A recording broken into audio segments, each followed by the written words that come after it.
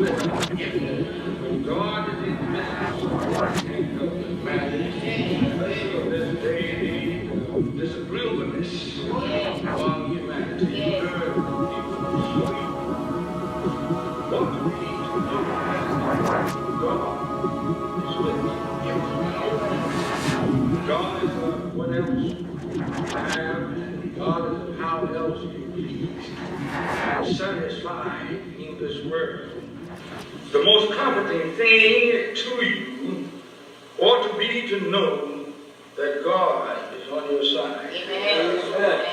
Not that you are with God, but that God is with you. The history of African Americans is deeply rooted in our churches, spiritually, culturally, socially, educationally, economically, and politically. One does not and cannot successfully survive without the other. If I have no knowledge of my past and do not understand the present, the future will only confuse me.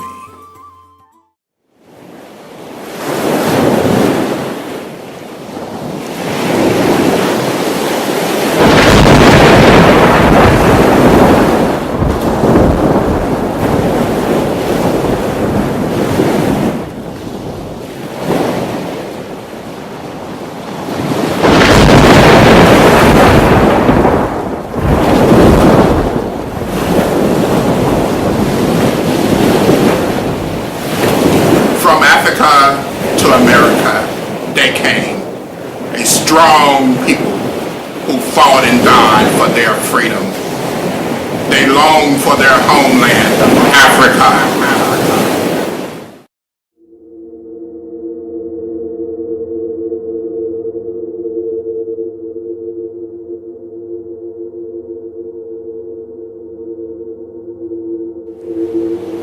Cross your way. My home, Africa, God, family, love, friends, home, the beat of the drum, Africa, then the pain, the agony, crushing waves, pounding, pounding in my ears. Africa, Africa is all I hear. Death of my brothers, crushing the waves, crushing my brothers. The beat of the drum, captain screaming words unknown, with all clarity gone.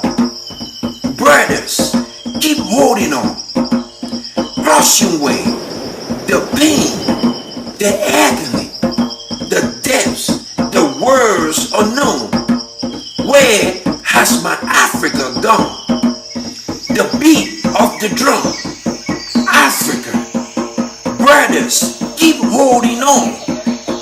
The Carolina shores promising hate, slaving, trading, killing, abusing, misusing. Where has my Africa gone? Brothers, keep holding on. The beat of the drum, the beat of the drum, shouting, you are an elected race, a royal priesthood, a holy nation, a peculiar people. You will show forth the excellency of him who called you out of darkness into the marvelous light. Brothers, keep holding on.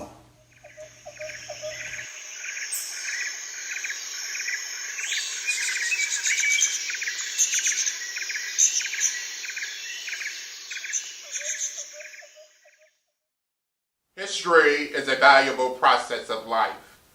It gives insight into the past and helps to understand and appreciate the present and enable us to plan efficiently for the future. It must be and should be carefully preserved for future generations. For every generation owes a history to its descendants.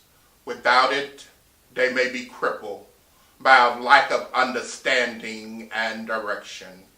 Little Zion Baptist Church withstood the test of time and is still standing. I still ride in those whenever I go to the mall. Like, In your bed at 6 a.m. You car drive by 7:45. That little car on there. yeah. Take a ball experience. That's like me every day. You're drunk. Hey, brother. How you Hey, doing? Eric. Nice to see you come home again, bro. All right, it's good to be home, man. How you been doing? Oh, everything's been doing good. Good, Yeah. good. How was the trip down from New York? Oh, man, long, a little tired. But I'm glad to be here by the grace of God. Yes, I always be thankful because that's a long ride and a lot of things can happen. But I'm glad that you're home again. Yes, it is. Yeah, because you've been going home from a long time, and I can remember back when you and I were little boys growing up. Yeah. You see how the children, grandchildren outside playing. Oh, yeah. You remember we used to run around and play like that in the woods all day long, didn't we? Yeah, from sun up to sundown, man. Ain't have a care in the world, but you know, these kids now these days, you can't hardly get them to go outside too much now. I mean, they're stuck in the house playing video games, being on the computer. They don't really exercise. They don't really run around like we did. No, but I tell you one thing. Back when we were growing up as little children, Mom and Dad always kept us in church, didn't they? Yes. Yes, they did. And the church, believe it or not, it's be 185 years old soon. Wow. And Pastor Davis has a vision that we're going to have a family life center. And I know it's going to happen. Wow, it's finally coming to pass? It is. Yep. After 185 years old for the church, we're going to have a family life center. Oh, wow. I know Pastor been talking about it forever. I mean, I remember him talking about that when I was going there, and now it's finally coming to pass. Yes, it is. It's finally coming to our fruition. Wow. Yes, it is. And being blessed for it. It's a lot of things to be thankful for. Yeah, I think about 185 years. Can you imagine all of the stories if that church could talk? No, What- I'm sure to be some things to talk about. Yeah, I just think about how God has been good to this church. I mean, think about it, brought us through slavery, brought us through Reconstruction, the Civil War, World War I and II, and just the Civil Rights era, man. And still to be standing at this time, it's just a blessing. That's right. And it's something the grandchildren don't even know anything about. But again, we're blessed and we have to keep on going. Yeah. Just like how Mom and Dad used to talk to us about that when we was young, about keeping history. Now it's our turn to keep that same promise. That's right. Because, when Daddy was living, he used to like to quote the Bible. Yeah. And he would say, walk around Zion and count the pillars and tell it to the next generation. Yeah. And that's what we're trying to do here with the little children, the grandchildren playing, and it's just a blessing for the church that the church people know where we came from and how everything was started back here 185 years ago. Wow. Yes. I remember Dad, he used to always quote Jeremiah 33:3. He said, call unto me, and I will answer thee, and I will show thee great and mighty things that thou knowest not. Dad used to always talk about how that was just a personal prayer for him, how I can call out to him, and he will answer me, and he'll show me great and mighty things just because I asked. That's right. That's just a blessing. I mean, the older I get, the more I understand what Dad was talking about. Yeah, I find that's the case in a lot of things.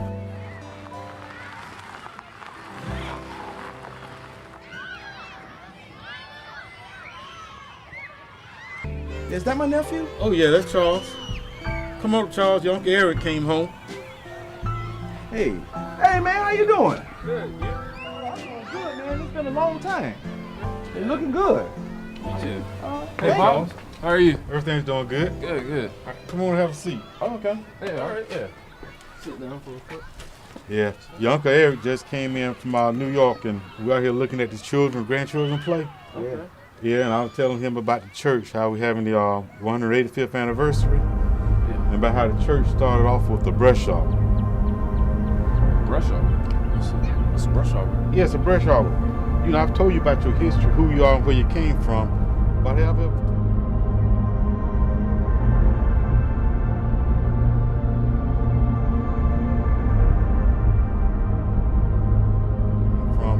But have I ever told you about the history of Little Zion Baptist Church and how it all started with the brush arbor? I can't say I do remember that. Wait a minute. But you know, this is something that children and grandchildren need to know. Call those children and tell them to come on up here so I can tell them.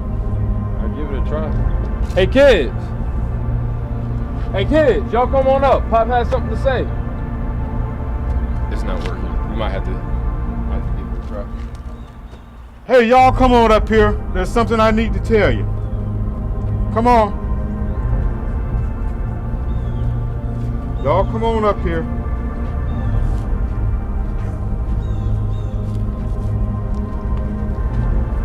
All right, now I want y'all to pay very close attention to what I'm about to say. You know, a long, long time ago, your great-great-great-grandparents were slaves. And they used to slip away in the middle of the night to have church in a brush arbor. What's a brush arbor? Our ancestors were denied the freedom of worship and formal education.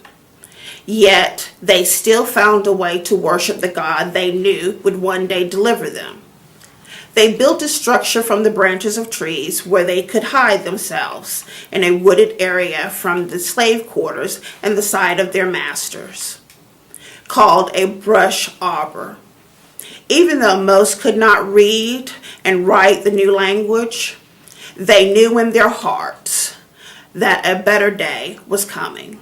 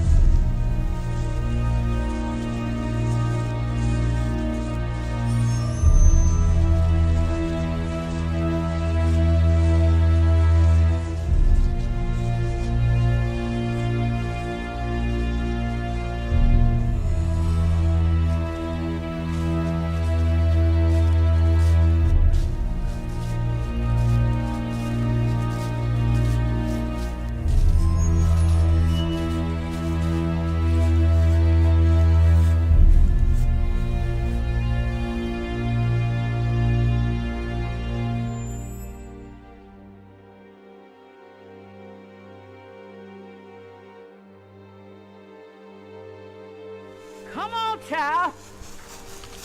Us got to get up this hill a little faster. I'm coming. But it's cold out here.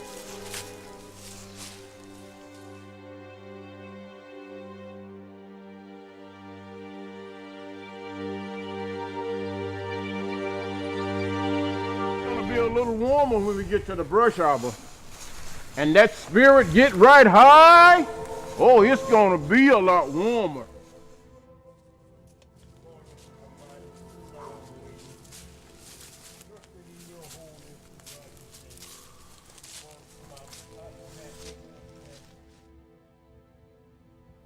Thank you for bringing us out the cornfield into this temple where we can sing and give praises unto the good Lord. Because after we have labored out here, we know that it was the works and the power of the good Lord. We know we couldn't do this by ourselves. And go deep. Deep low be praying. Yes.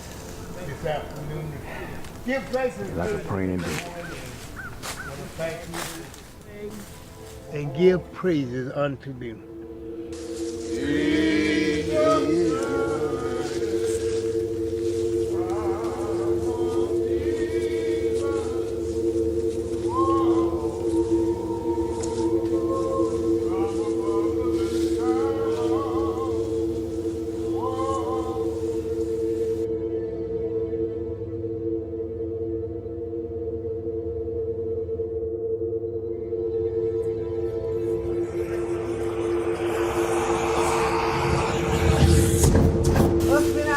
something here now.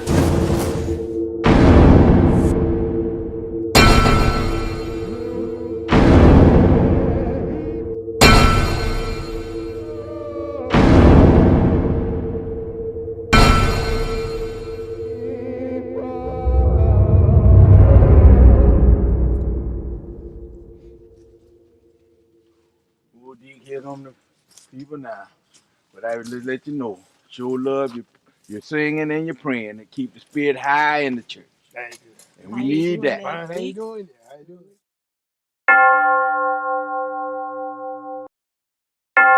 Brothers and sisters, it sure is good to see all y'all out here today.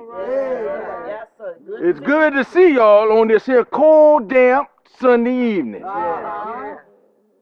But it makes no sense that us have to come way out here in these here woods. See, we've been here now almost 1 year. And all we got to protect us is these sticks and branches with nothing to keep the air from coming in on us. That's right, man. So I know it's cold out here. Yes, Lord. Yes, But so y'all pull them children close. Pull them close, keep them warm. But you know one thing today, I got a vision that I see for us. You know, I see us free. Free. I know you. When I look way down the road, I see us free. You know, here it is now. Let's say 18 and 33. Now, you know, I know that it don't seem like it can happen here now. But God made a promise. God made promises to us. And I sees us free. But I also sees us with a church. You know, I see a church right here on this here ground. Little Zion Church. A church we'll be happy with. I see the choir over here just a singing. Then I see the church full just like the Brush Harbor.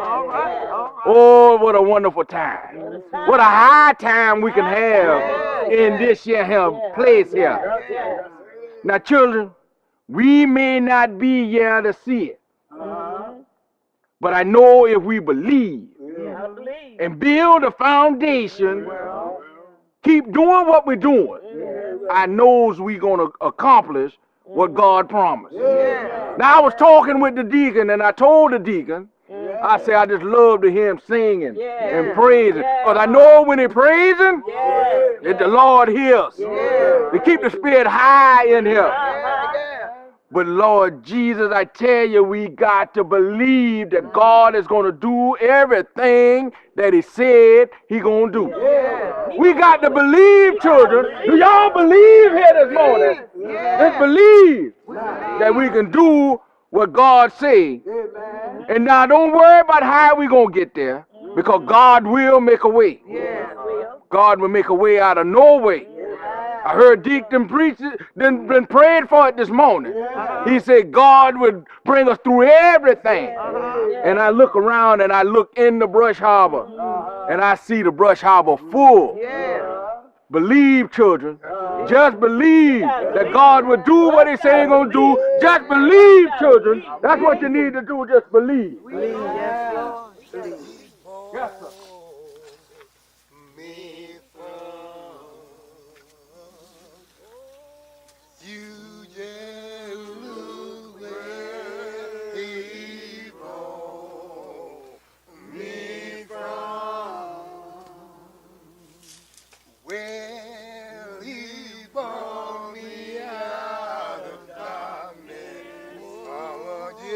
Walking in the light.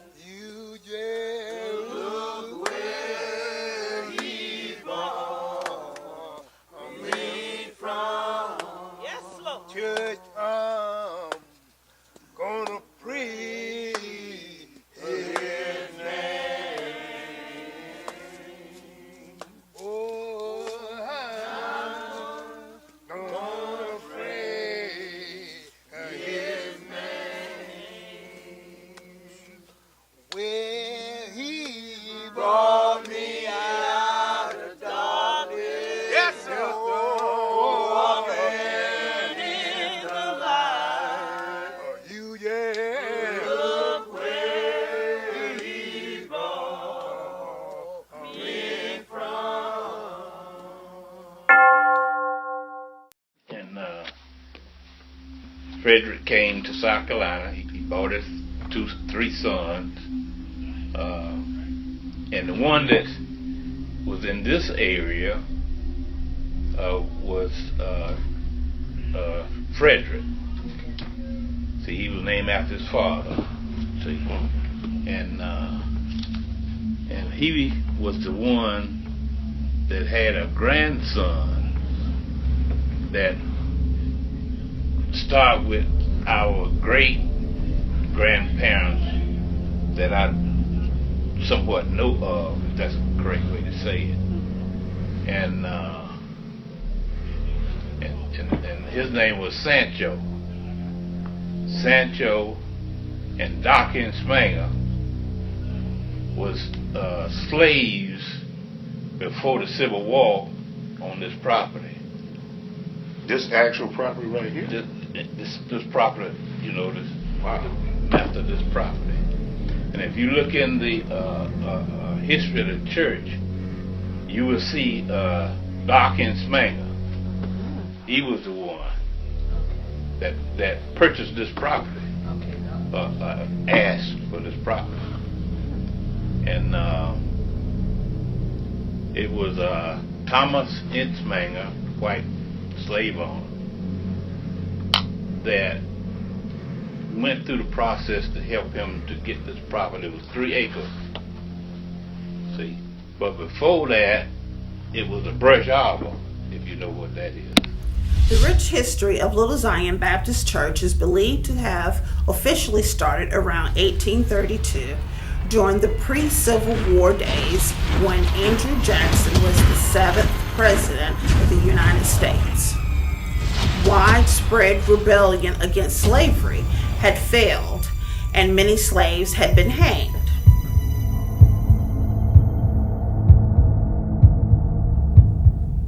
The first brush arbor meetings were held on Old Winnsboro Highway, which is now 321.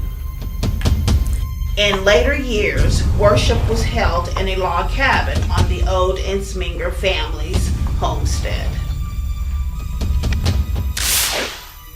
By the grace of God, in 1886, after the Reconstruction era, the members of Zion were able to buy 3 acres of land for $30, and a wood frame structure was built. Isn't it a blessing that our present church sits on the same site today? The people of God continued to move forward.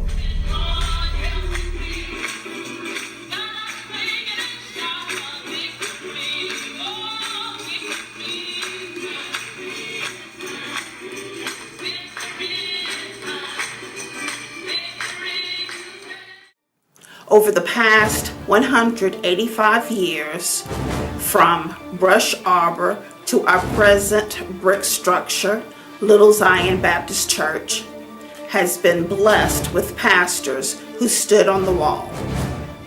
We acknowledge the faithful leadership of those known pastors from 1832 to 1887. Reverend Sanker Ruff, Reverend A.L. Ford, Reverend L. Johnson, Reverend Joe Taylor, Reverend H. Butler.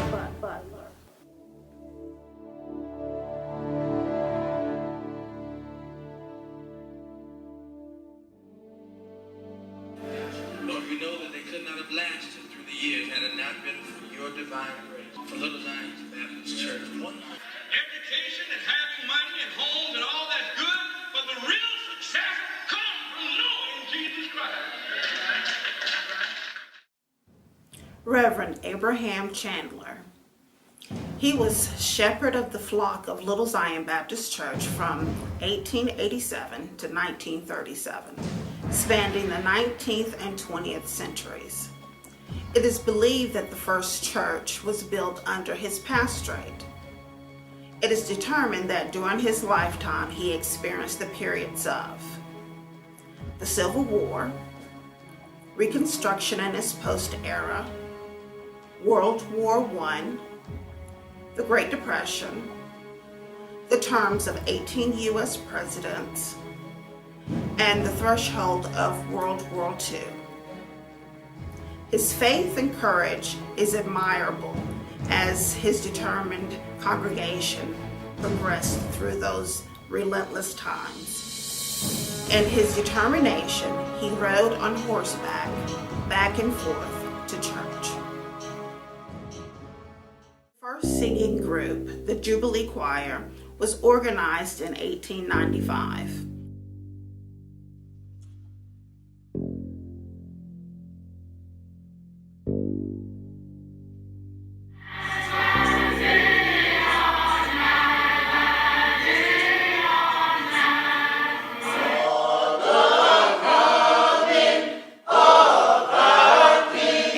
The tradition of that group is still moving forward today. The late mother, Lily Ensminger Adams, remembers her baptism by Reverend Chandler at the age of 12. She was a vibrant and active member of the choir and still sang praises to God until her homegoing in 2009 at the age of 95. Reverend Chandler was called to his heavenly reward in 1937 after 50 years as pastor of Little Zion. Reverend Jacob Calvin Spann Jr., a native of the Blythewood community. At the age of 29, Reverend Spann accepted the challenge to walk in the shoes of his predecessor of 50 years. He assumed the leadership of Little Zion Baptist Church, the place where he accepted Christ and was baptized. His Timothy-like ministry was said to have encouraged many young people to accept Christ.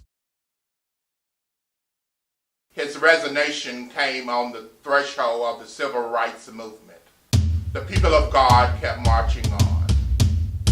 Psalms 48, 12 through 14.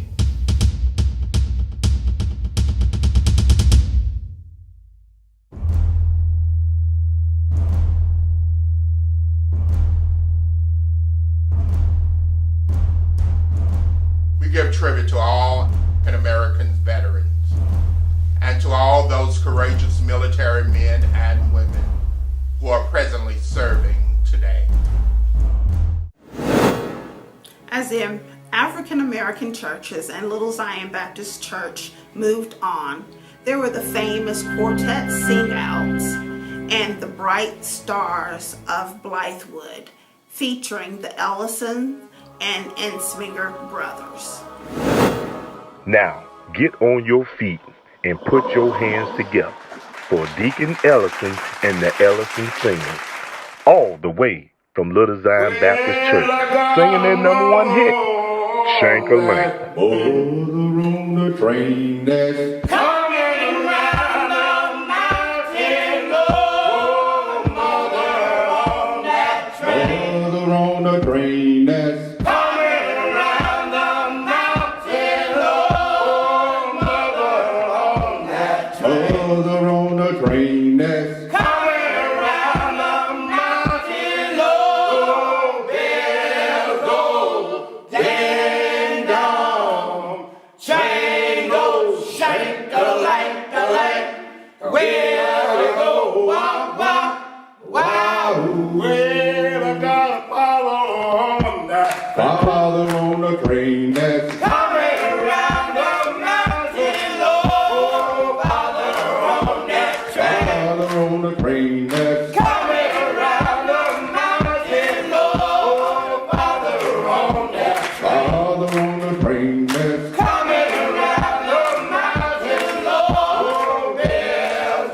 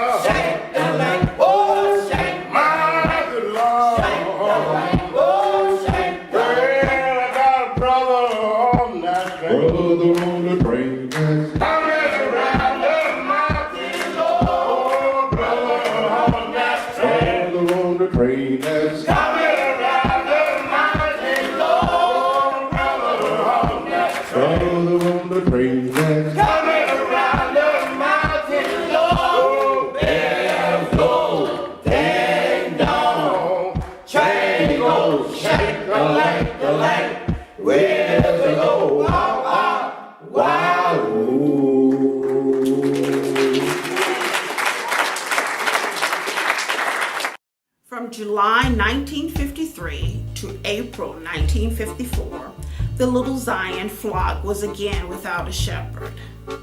God said he would never leave nor forsake his children. The helm was passed to Reverend Clarence Eugene Harold, who served as pastor for nearly 18 years, from 1954 to 1971. With his conservative style and mild manner, Reverend Harold became pastor at a time when the country began one of the most significant periods of African American history in recent times, the Civil Rights Movement.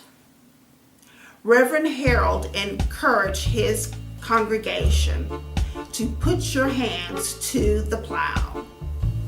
The church building was renovated from a board side into a brick face structure, and an educational building was added with indoor plumbing, restrooms, and central heating. The first organ and other furnishings were also purchased.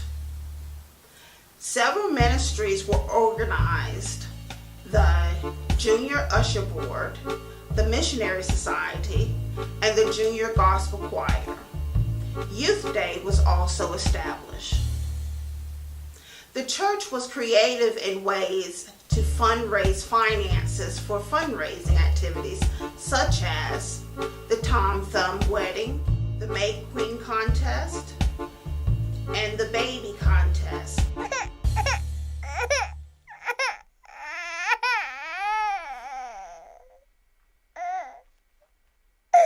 Sponsored by the women of the church. These are precious memories of the women's activities of that time. Among his many accomplishments, the church continued to progress spiritually as God took the congregation to higher and higher heights. Several deacons were ordained. Deacon Ernest Canty Sr., our current chairman of the Deacons Ministry, and Deacon Isaiah Ellison both have served faithfully. Other ordained deacons who have gone to their rewards were Deacon Daniel Ensminger, Deacon Alfonso Adams, and Deacon James Tidwell. I'm going to tell y'all what I'm telling you. That don't come from being old. Reverend Harold retired at the end of 1971 after faithfully serving as pastor for nearly 18 years.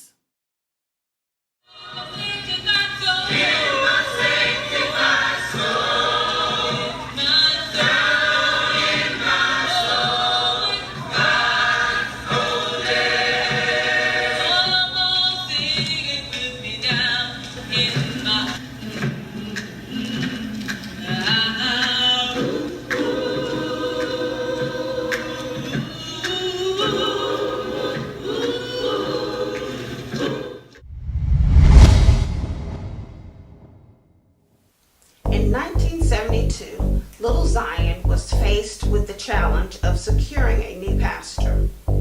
God answered their prayers through Reverend Willie Lee Starks. During his 10-year service, 1972 through 1982, the congregation continued to move forward. New ministries were added and several musical groups were organized, including the Youth Jubilee and Musical Choir, the Sunshine Choir, and the W.L. Starks Singers. The beautification of the church building was enhanced, including the addition of the front vestibule, with office space and furniture.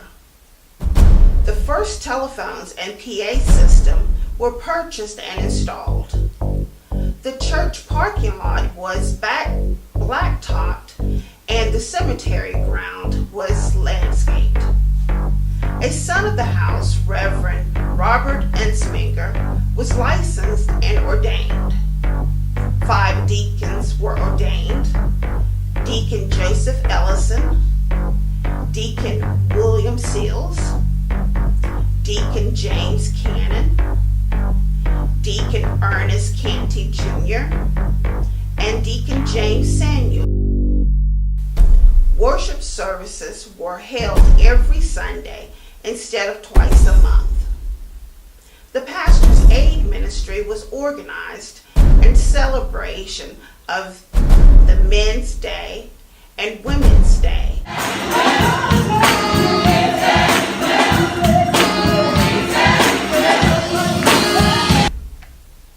Reverend Starks was also responsible for the research and the first recorded history of Little Zion Baptist Church before completing his tenure in 1982. When you think about this number, 185 years, that's a historical event that we taking part of. But when you think about that number, what comes to your mind? Well, that amount of years, when applied to a church, and especially one that's been in the same location for that amount of years, and a church that's part of our history as Afro-Americans, it means a lot because it represents the fact that the church was actually started by slaves. Wow. 185 years. We go back to 1832. And most of the people that originally started the church were not free people.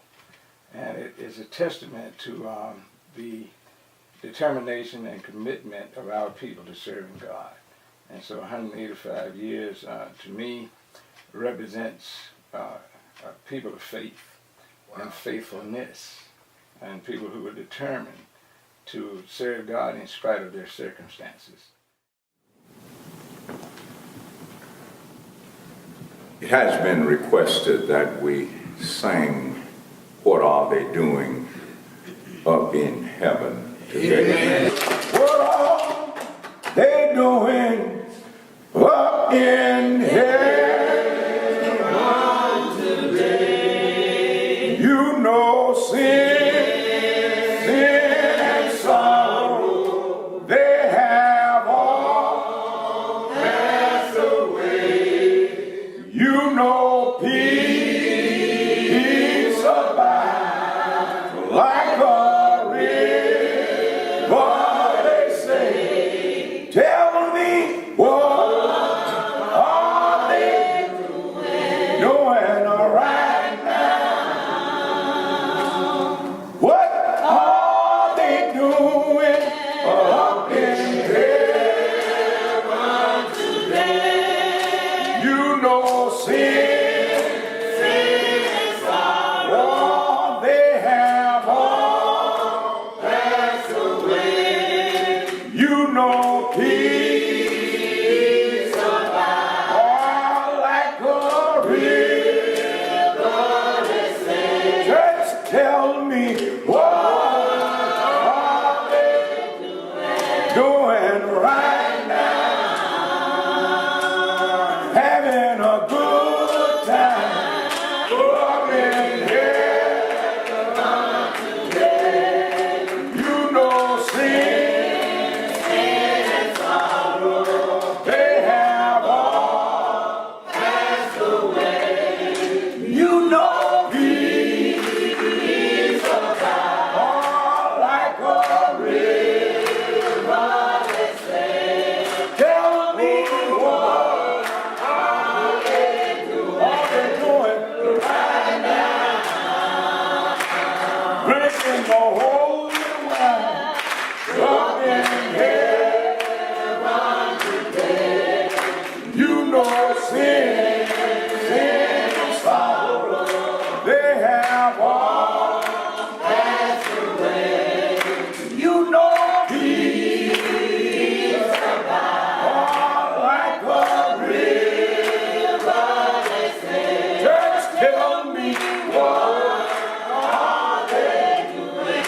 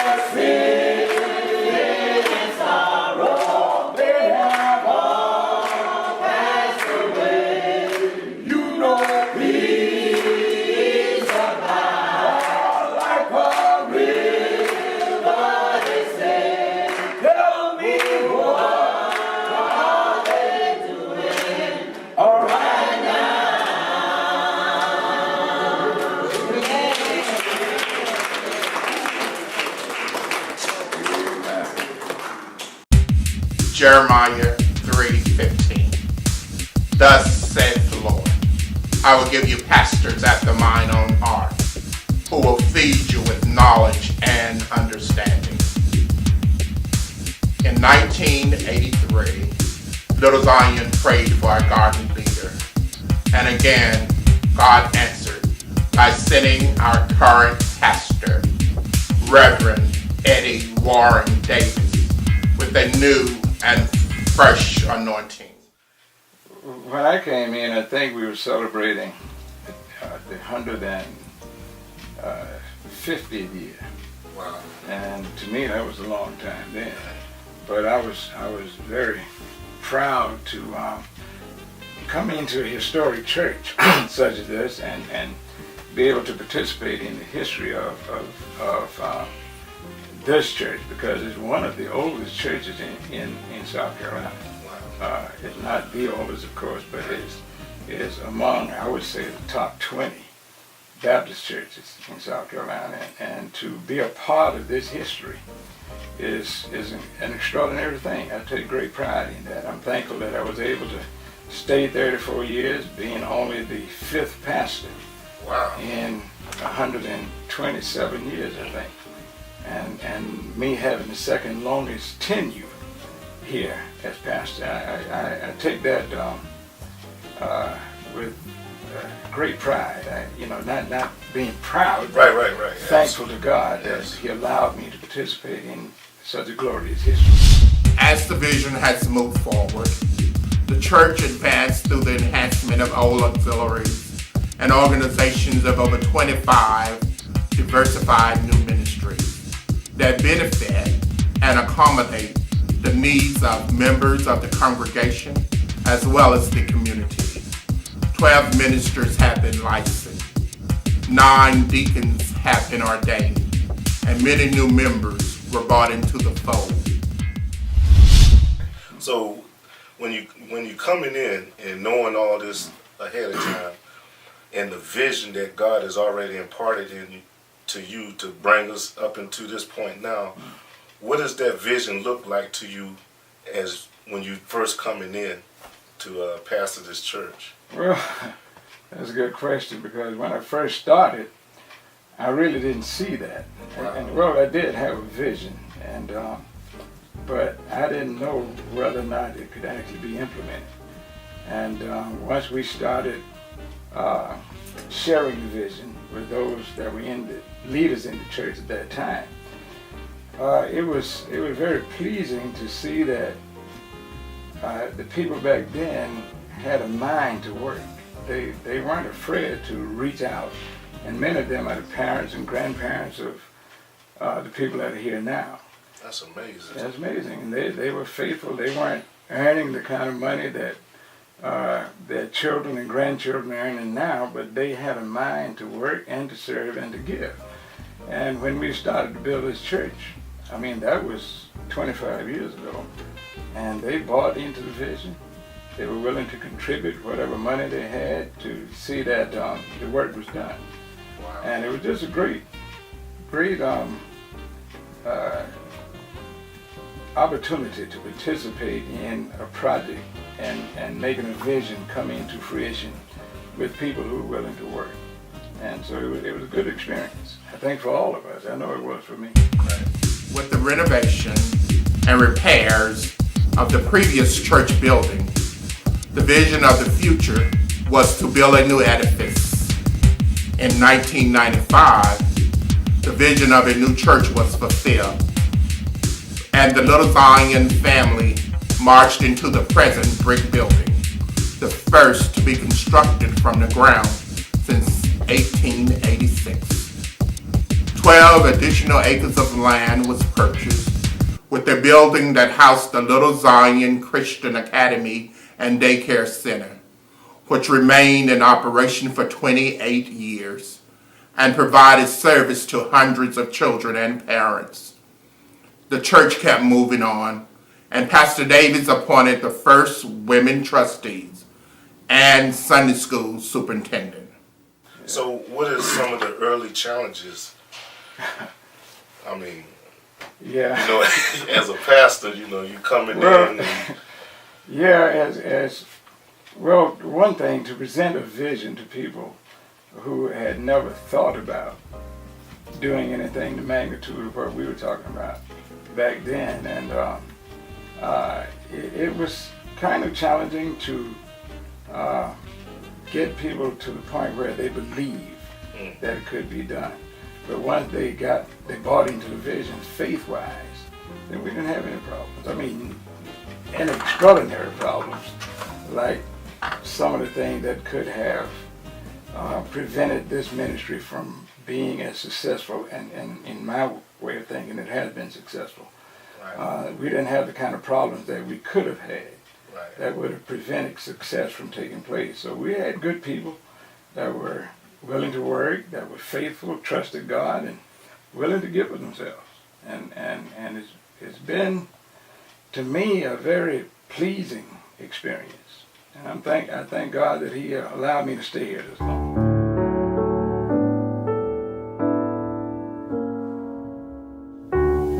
We give tribute to those virtuous women and unsung sheroes who were not out front, but who worked diligently to keep her children and her household together, who provided support to her husband as the respected leader of the church, and who worked behind the scenes in the church and the community. We give tribute to all Little Zion First Ladies of the past, with special honor to Sister Shirley Davis, and especially our First Lady, Sister Monica Davis. so let's talk about that, the high points then. You know, through those 34 years, you know, what are some of the great high points? Well, getting to know the people. I think having to get to know people that I didn't know, and then to become part of, not only pastor, but like a family member to them, and they to me, and then to pastor their children, and now their grandchildren. Wow. That's an extraordinary thing. And I remember one pastor told me years ago, he was an older pastor, senior pastor at the time, and he was telling me that if you stayed at this church long enough, that these people will become like your family member. Wow. And every time one goes home to be with the Lord, it'll be like losing a family member. At the time, I didn't really understand it, but now I do. You know, and it's not just members.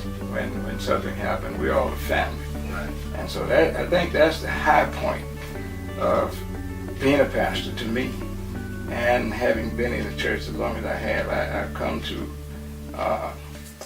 look at the congregation as part of my family. You know. So with that being said, you know, it's a great family atmosphere at the church. What you see for the future now? I see expansion. I really do. I see this church growing into a church that's going to have a tremendous impact on this community. Now, it may not be under my ministry, but I see it happening.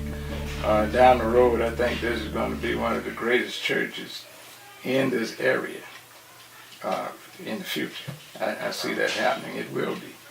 It's going to expand. It's going to touch the community in a powerful way. It's going to be looked upon as the premier church in this area. If it's not now, it's even going to be greater. That's awesome. Yeah, I know that's going to happen. Okay. Well, I appreciate this interview. Spending time with you, talking about the history of this great church, and you being my pastor. But you're an awesome man of God. You and your wife, very faithful people, great leaders, and we love you and we thank you. And that's it. Well, I appreciate you all allowing me to express some of my feelings about this congregation and this community, you know, and being a part of this documentary, and just letting everyone know that I feel blessed to be a part of the history of this church. I really do. It's not just something I'm saying. I really feel that I've been part of something significant. And it's been a blessing, and I hope there'll be many more years of blessing. I mean, well, we're going to confess that right now. In the name of Jesus. But it's been a blessing, and to have been in a church like with the amount of time that I've been here, and to have pastored parents, grandparents, grandchildren, great-grandchildren, and it's just been a blessing, tremendous thing. All right, thank you. All right, God bless you. We marching up to Zion.